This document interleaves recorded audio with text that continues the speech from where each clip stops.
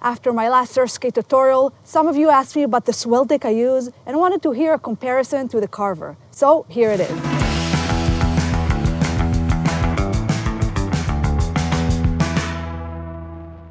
Not everyone is so lucky to live close to a nice beach break with a consistent wave. So in order to progress in our surfing, we need to also practice our surf movements when we're not in the water. Practicing surfing can be really difficult when you account for all the elements. And when you consider your wave count, your practice time is minimal. Boo! In any case, I always think it's better to arrive prepared with all the movements already practiced in your mind and your body. Unlike a regular skateboard, the Surfskate has a rotation in the front truck which allows the rider to shift weight from rail to rail, and hopefully it will also respond to the movements of the upper body, much like a surfboard does. You can also carve and turn to any direction and accelerate like you would across the face of a wave. When you choose a Surfskate, you want to consider the purpose for which you're getting it. Do you want a board to just cruise around for fun and to take you from one place to the other? Or are you getting a Surfskate to specifically practice all your surfing maneuvers? I chose the SwellTech at the time, but I got this Carver a few days ago just to make sure I have enough time to practice the different response of the board. This video will compare some of the things that I find important as I practice my surfing and see how the two boards perform.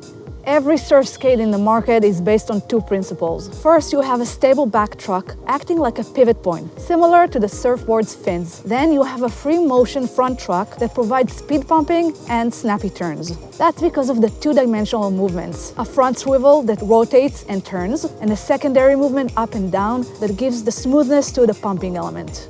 Carver Surfskates have two types of trucks. The CX is a single-axis truck for more snappy turns and fast response, probably a better choice for the skate parks. The C7 is a dual-axis truck for faster speed and more fluid movements. I think that the C7 is a more surfy truck out of the two and what I'll be using today. The SwellTech was developed with more focus on the carving ability to different directions. They came up with a truck system that includes two pairs of springs which allow it to turn completely sideways. The V-springs inside the truck for turns and the outer spring set for rail engagement.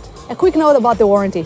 Carver's trucks seem very sturdy and they offer lifetime warranty on defects on materials and workmanship. SwellTech does have some parts, mainly the springs, that can wear out pretty quickly. However, break any part in the trucks and they'll replace it for free. From personal experience, my board springs broke, which can happen over time, and they shipped a replacement the next day.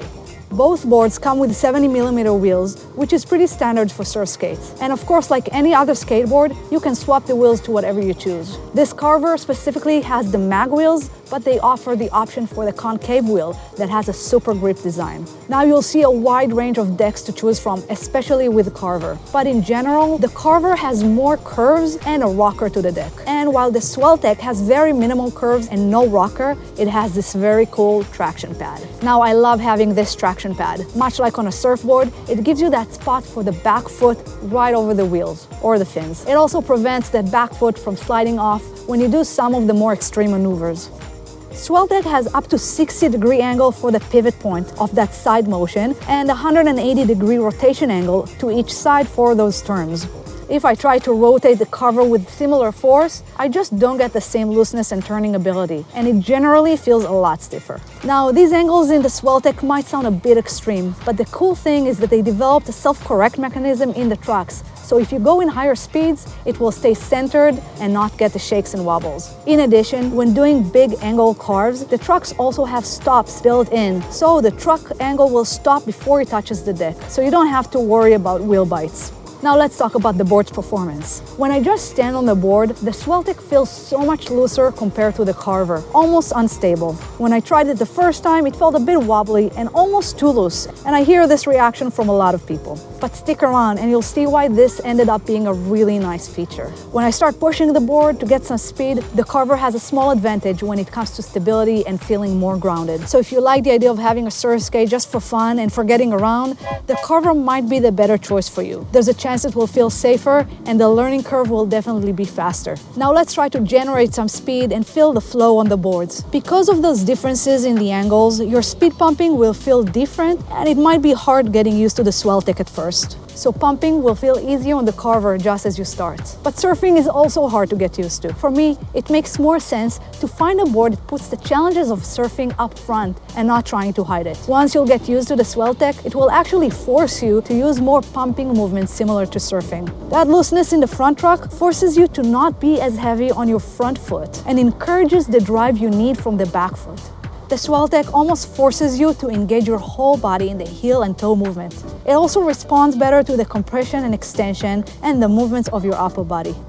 This can be crucial for surfing, for both speed generation and turns, as you'll see in a bit. Here's where the difference between the trucks will be most evident. On the Carver, I really need to lean into the turn all the way because the truck just doesn't respond as well. Whereas on the SwellTech, I feel that my body is just a bit more connected to the board. The rotation of the truck allows really fast and sharp turns, which will allow you to work better on all your turns and other maneuvers like cutbacks and snaps.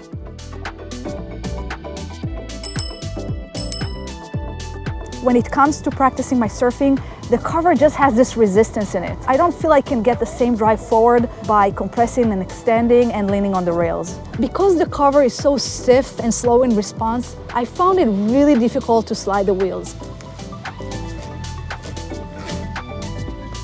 I don't know, I just can't get it to respond the way I would want it.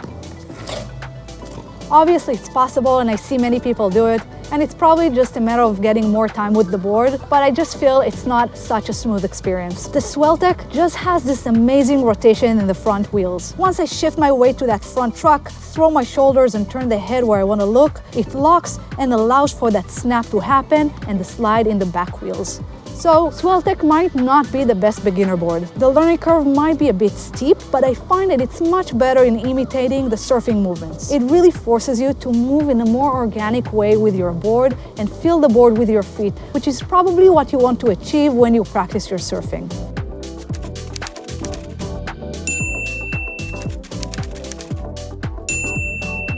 Well, this is it on the Carver and the SwellTech. And even if you're looking at other brands, try to follow these elements to compare between the boards and find the board that works best for you and your progress. I hope this was helpful, and let me know if you have any questions in the comments below.